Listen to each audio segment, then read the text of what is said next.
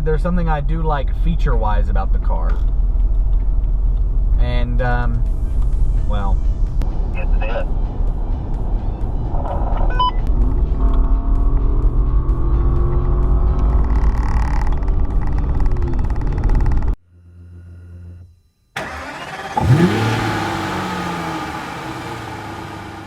So it's finally time that we try something a bit different. The challenges were going really well, but then all of a sudden we ran out of ideas completely, and the budget wasn't there to do what we really wanted to do, which was more of buy cheap cars and see how far we can push them. So right now we're going to try something a bit different and bring the challenges back when the time fits. So one video a week will be the normal videos, just like they were, where I do an overview of a car, something about the Range Rover, something about the Infiniti, something about a car, and then the other day of the week, we're going to be doing something like this, where we sit down, tell a story. We're going to be bringing on an auto detailer to hear some of their horror stories about some of the cars they've done. We're going to be bringing in a used car salesman, a used car lot owner, all of these different things to get more of their perspective. Today, we're actually talking about something a bit different. Today, we're talking about the story of the 7 Series. Now, this is the second time we've recorded this video. We recorded it yesterday, but I didn't like the format and the audio was garbage.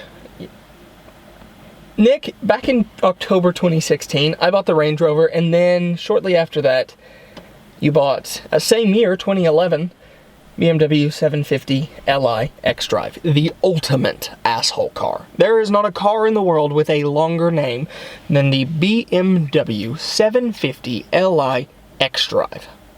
Peradua. So go ahead and start off telling us the story of how you decided that the 7 Series was the one for you.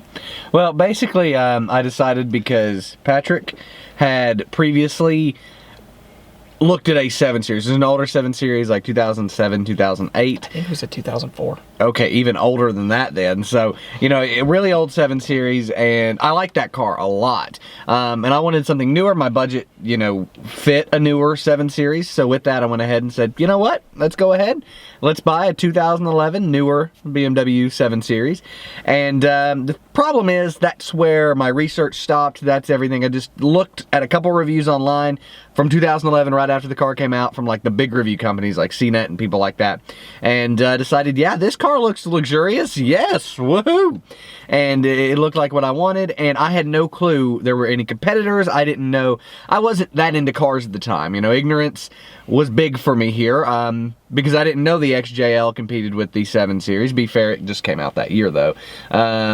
Or wait, no, it hadn't. Sorry, the XJL had just came out in 2011, so it was like the first year of that car. They had the older XJ. That's true. And then the 2000, you know, I didn't know the S-Class competed with the 7 Series. I do have a question about this. Okay. How did you not know the S-Class competed? Did, like, surely one of the reviews mentioned the S550. I mean, we're talking about shitty review companies here. Like we're talking about the people like that just get these cars in and have like 30 minutes with them and make a video.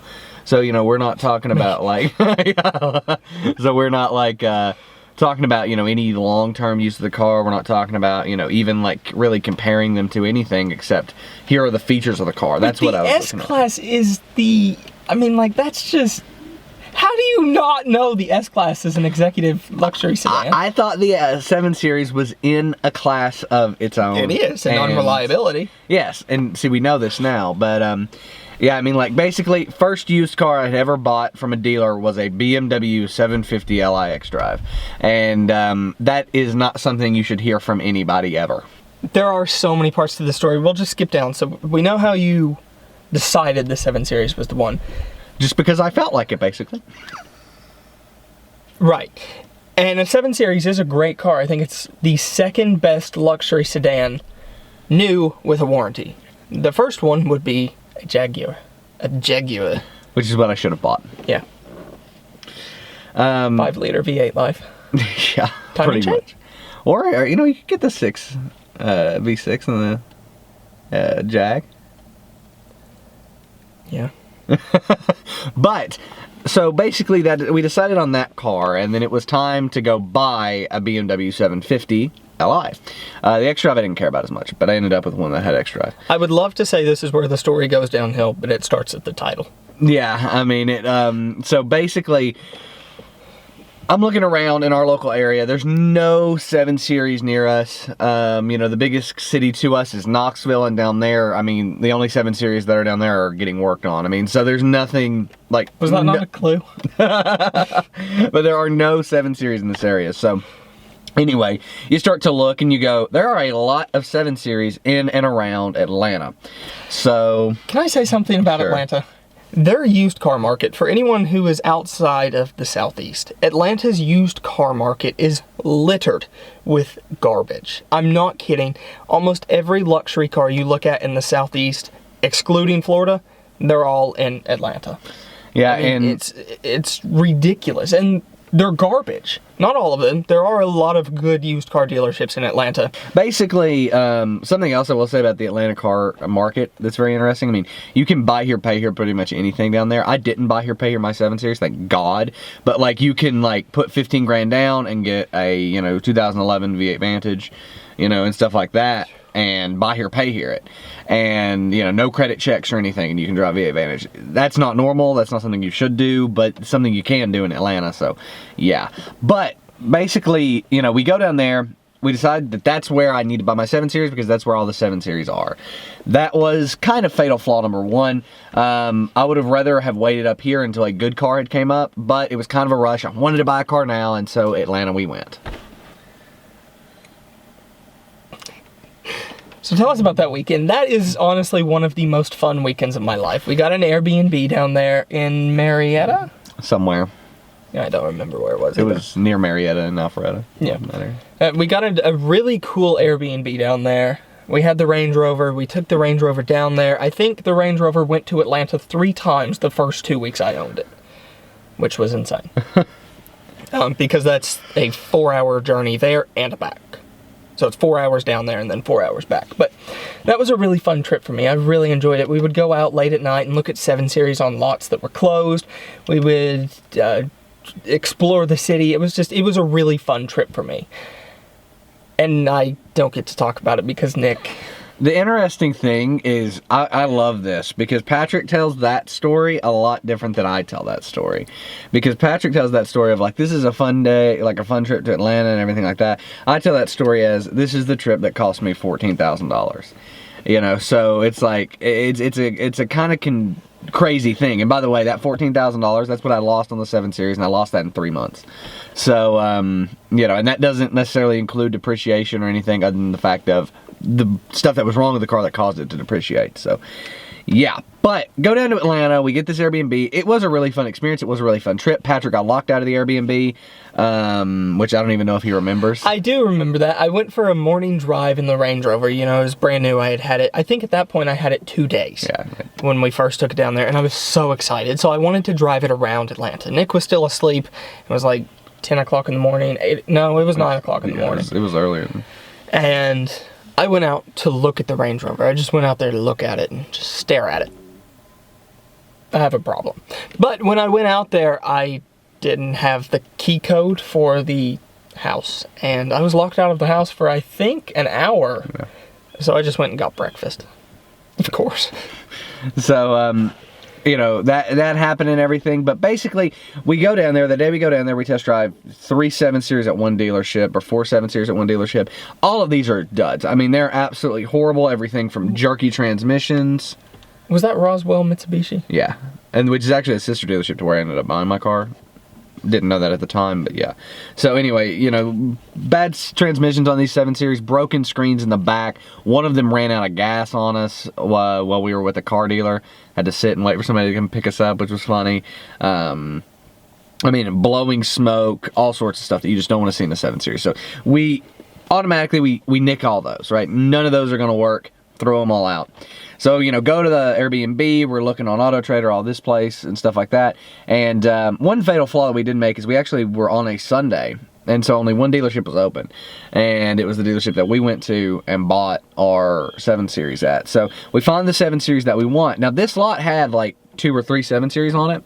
We went there, found the 2011 that we wanted. I think there might have been more, and who knows what I actually looked at on AutoTrader versus what I actually ended up buying. But anyway, test drive this 7 Series, really nice 7 Series. obviously ask for the Carfax. They give me a Carfax, and the Carfax they gave me showed no accident records, a pretty good service history. We, since after buying the car, ran the Carfax, and the actual Carfax in the car has an accident report, poor service history, was used as a rental car, all of this stuff. However, the Carfax that I was given didn't have any of those things. It was clear. It was, I think 2 owners, maybe even 1 owner. I mean, it was a very clean Carfax. And that is something, there's tons of used car buying tips throughout all of this, but just double check your VIN number on the car versus the VIN number on your Carfax. For all I know, they just made a simple mistake and they typed BMW 7 Series and pulled the wrong one that was on their lot. But I wouldn't have bought that car if I had saw the actual Carfax for my 7 Series. With that, we test drive this 7 Series. They let us keep it overnight. We, have fun with it, do all that stuff. Go back to the dealership, buy the car, right? Problem is, I had it PPI'd and there was a few things that came back on the PPI. The dealership was going to fix those. So we actually had to come back a week later. And in that week later, we, waited for this car and everything, and I'm constantly calling the dealership, emailing, doing everything I can, no response. Eventually, I call up and I say, hey, I'm coming down to get this car today. I've signed the loan, everything's active, I've given my down payment, I am coming to get this car today. Either have it ready or give me the parts or, anything and refund me the money, because I think, kind of worked it in there that they were going to fix this car. So they ended up fixing the oil pan leak or whatever oil leak was going on, but they didn't fix the control arm bushings that they were supposed to fix. I ended up having to pay $900 later at European Auto Garage. So anyway, we buy this car, bring it home, drive around, have tons of fun. Driving a 7 Series is the most luxurious thing you'll ever do. We eventually noticed it's out of alignment, which was a little weird, but I thought maybe they replaced the control arms and not done the alignment. So we go to European Auto Garage, and our friends at European Auto Garage were honest, which is one thing I can say about European Auto Garage. They're honest, sometimes to a fault. And needless to say, I went to have an alignment and was told that the thrust arm bushings that were supposed to be replaced by the car dealer were not replaced. I was told that, the entire car had been repainted. All of it. Hood, roof, doors, trunk, all of it repainted. Poorly. It looked horrible, and with that, it lost like $20,000-$30,000, or not $20,000. It lost like $5,000-$10,000, and honestly, it was kind of just time to get rid of the car. They hadn't done anything they wanted, like I wanted them to do, and all that stuff. So we went ahead, sold the car, having lost about 14 grand because of the paint job and all of the missed maintenance on it that they said they were going to do, and they didn't do.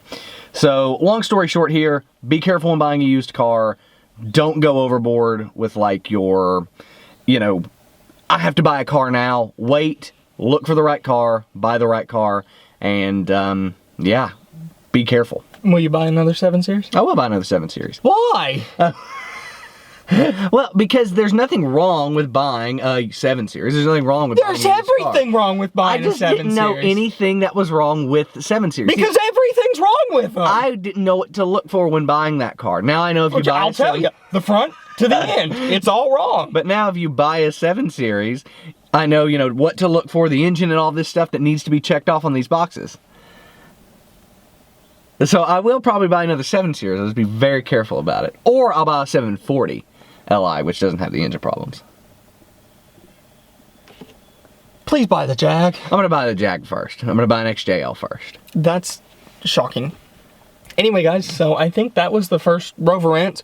Next week, we're actually going to do the story about how I ended up with this Range Rover, which makes it sound like it was a mistake. It wasn't. 7 Series was a mistake. Is there anything else you have to say about the 7 Series? No, really. I think that's about it. Just be careful and do your research.